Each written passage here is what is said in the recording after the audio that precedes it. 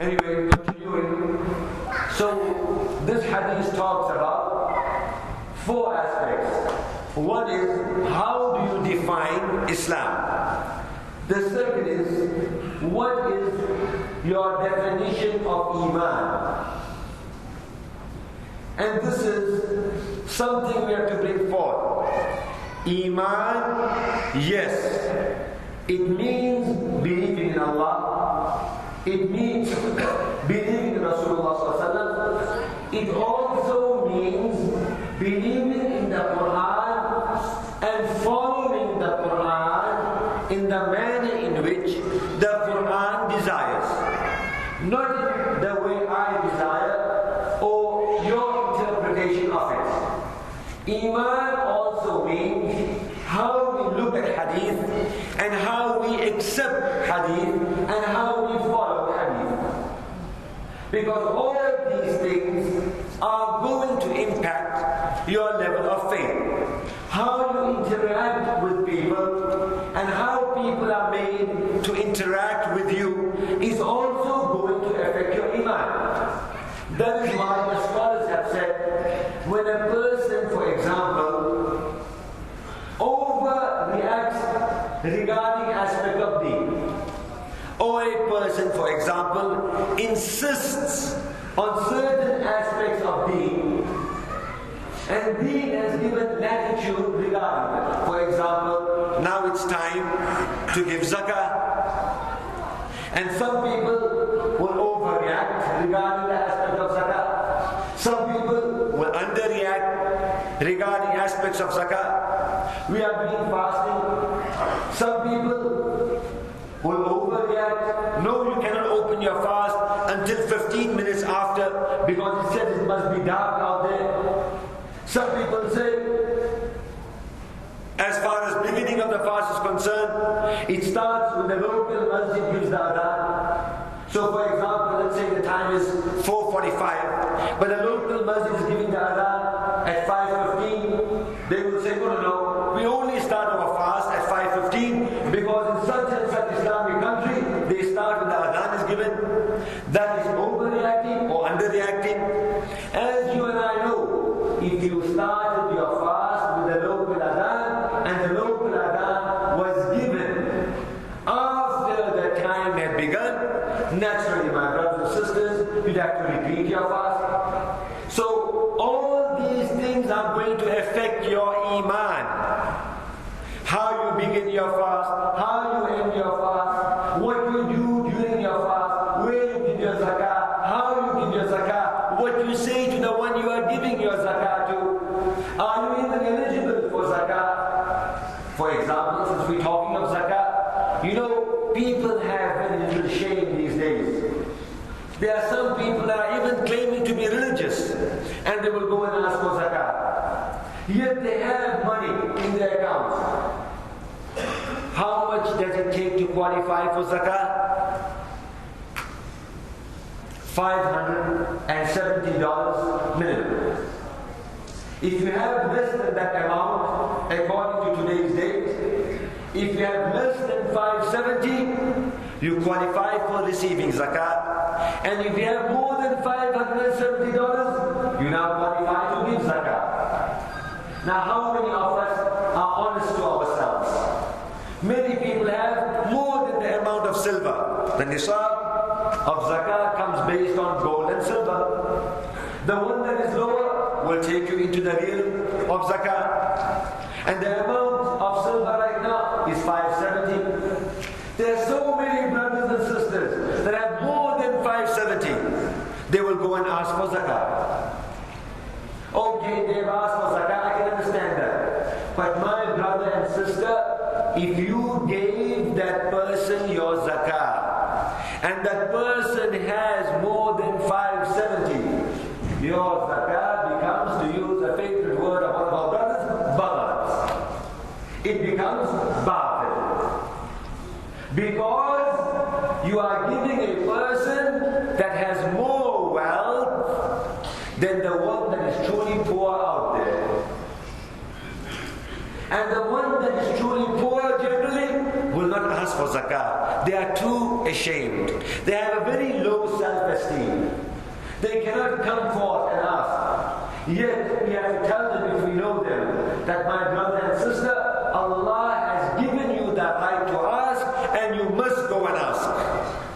And it is my duty and your duty to find that poor person and give them our zakah. This is from the signs of Qiyamah. That the one that is not eligible wants it. And the one that isn't eligible is too embarrassed to ask for it. This again is part of Iman and also part of the definition of Iman. Then we come to the next phrase, and the next phrase is Ihsan. What is Ihsan? An Ihsan refers to an internal state that attempts excellence in what it does. For example, you'll see our young boys, you know, one of the best investments this masjid made while I was here, while I'm here, is that basketball court. You may be surprised why I say that. But alhamdulillah, boys that generally will not come, at least by mistake now and then, they read Fajr Salah. I've seen this repeatedly. And people that will not read Maghrib and Isha Salah at times will actually be here for that. There was one brother, not a brother as in Muslim brother, but a fellow Cuban. He actually started coming to the masjid because a few of his friends started playing basketball, and later he converted to Islam. He said though, but keep it quiet because I don't want my family to attack me. Nonetheless, he came with his friends. They would play basketball. They would come around 11, 12 every morning, play, 11 a.m. that is, play, do what is necessary. Later he became curious about Islam and he became a Muslim. So what I'm saying is, while we trying to perfect our 3-point shots, or how many other points they call those things out there, and by the way, our young ones have a passion for it. I mean, that shot is not quite enough. Even if it's a 3-pointer, as long, I mean, if it just touches the rim, no, I could have done better. It must go straight through without even touching the rim. Then as if that guy's going to get an extra additional half point on it. So just like we are trying to perfect our game, Ihsan means perfect your heart, perfect your faith, perfect who you are, perfect what you are going to do for others, not what you expect of others. You know, even JFK said it, ask not of your country, but rather ask what you can do for your country. The same rule applies to us. What can I perfect within myself so I can use that thing within myself to empower those around me? And the fourth thing Hadith talks about is, O Prophet of Allah, when is the hour going to come? That means, when is the day of Qiyamah going to come into existence? It is said, if you examine these 4 words of this hadith, the word Islam, the word Iman, the word Ihsan, and the word Yawm al-Qiyamah, when is the day of Qiyamah, Yawm al-Sa'ah, etc., then we learn that these 4 words are taking care of our internal state as well as our external state. It is telling us, oh Muslims, it is time for you and I to do something. It is time for us to act upon something. It is time for us to create change.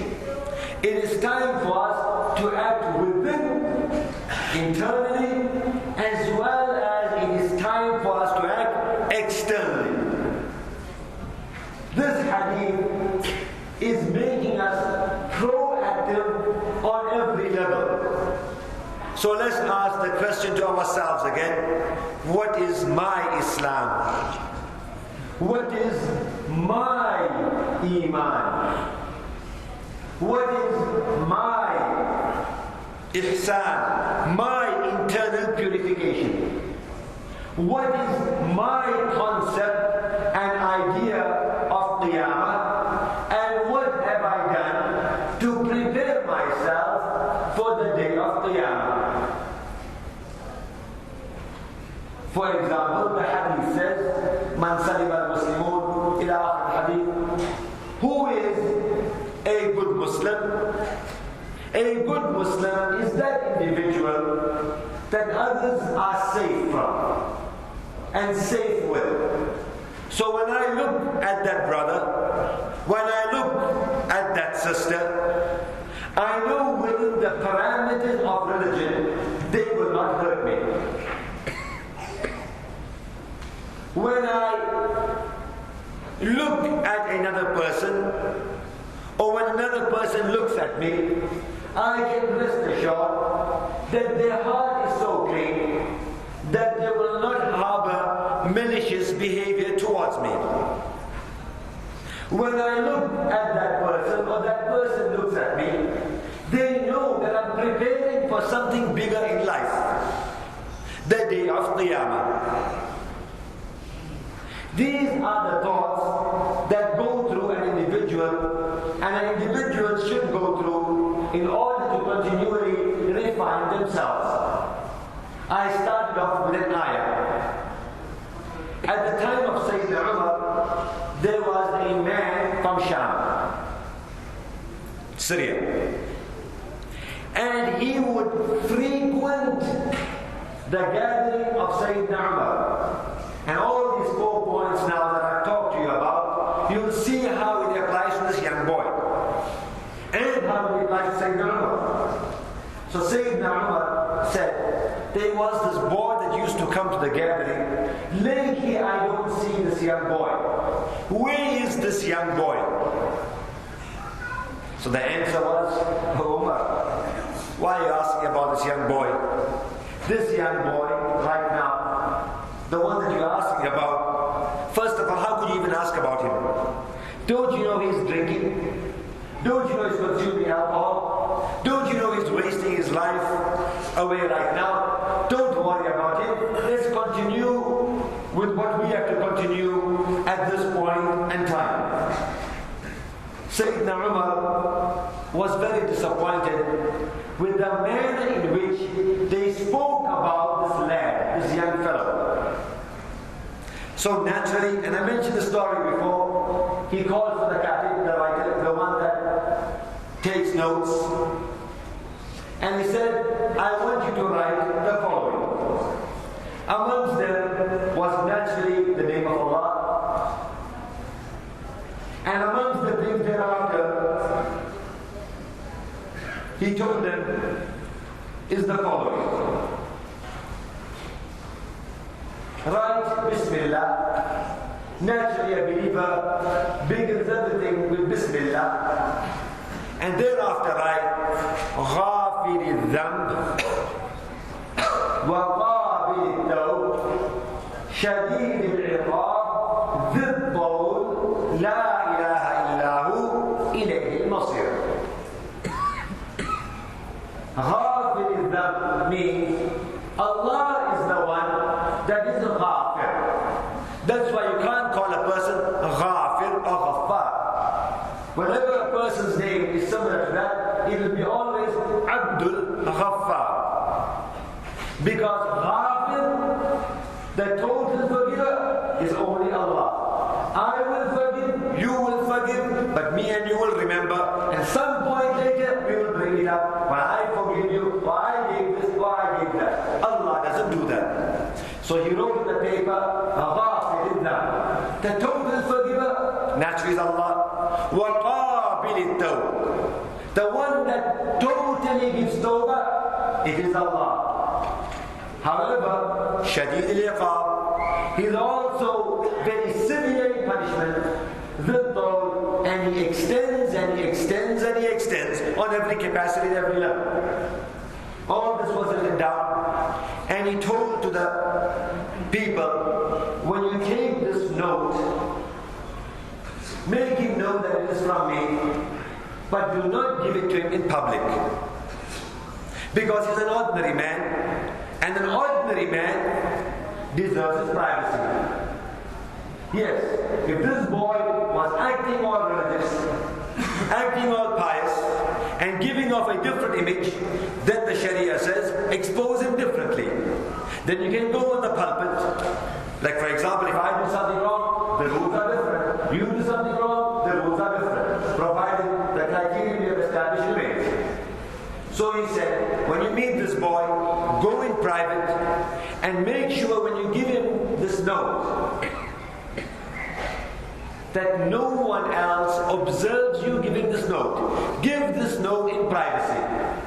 They waited for the boy to sober up. He sobered up. After he sobered up, they took that note and they said, Amir al-Mu'mineen, Sayyidina Umar radiallahu ta'ala has given this for you. They say the boy picked up the note. As he picked up the note, he read the words, غافر الذنب وقابل التوب شديد العقاب ذي الطول لا إله إلا هو. There is only one Allah. إليه المصير. To him is your return. He started crying. He started crying. He started sobbing. His sobs were so violent. They say you could see his body shake. And he said, the Amir al-Mu'mineen has been very diplomatic. He has been very diplomatic in reprimanding me. At that point in time, he made a firm intention to change his behavior. Scholars and historians write, he changed his behavior to such an extent that before you would see him in the bottle store, later you will see him praying and remembering Allah. There was a time regarding this boy where people said, don't follow him, ignore him. Then there came a time when people will say, that's the boy you must follow. That's the boy that is the embodiment of Iman. That's the boy that's the embodiment of Islam. That's the boy that's the embodiment of Ihsan. That's the boy that understands the value of Qiyamah and is preparing himself for it. We too must make our children prepare for it. So my brothers and sisters in Islam, the month of Ramadan is not yet fully over. Just because some places may have a completion of 25th night, 27th night, some maybe 28th, 29th night, it doesn't mean our Ramadan is over. Our Ramadan is only over when the moon has been sighted for the Eid. Once that comes into existence, then of course our Eid has come. And the scholars have written, on that day of Eid, while the world is having fun, and the world is calling you to enjoy, while you are getting ready for Eid, if on that day you remember Allah, by performing 2 rakat salah, rest assured that 2 rakat salah done at the time of happiness is more beloved to Allah when 2 rakats done in the point of grief. Because Allah will say when you are grieving, yes, you remembered me on the day of happiness. How can I forget you today when you are having a difficult time? May Allah subhanahu wa ta'ala make it easy for us. May Allah subhanahu wa ta'ala make us change. It is not yet over. May Allah inspire us to become the very best and learn from this young boy of Sham, wherein we can understand the value of seeking tawbah to Allah, by asking Allah to forgive our sins, making us realize that if we don't change, the punishment will be severe, not only in this world as well as the hereafter. May Allah make us realize to Him undoubtedly we are going to return. Just as we get happy to return to our families, we must do good so we can be ready to return to Allah. And remember full well, La ilaha illahu, there is none worthy of worship except Allah, and we must worship Him in the best of manner. Wa akhir da'wan alhamdulillahi rabbil alameen.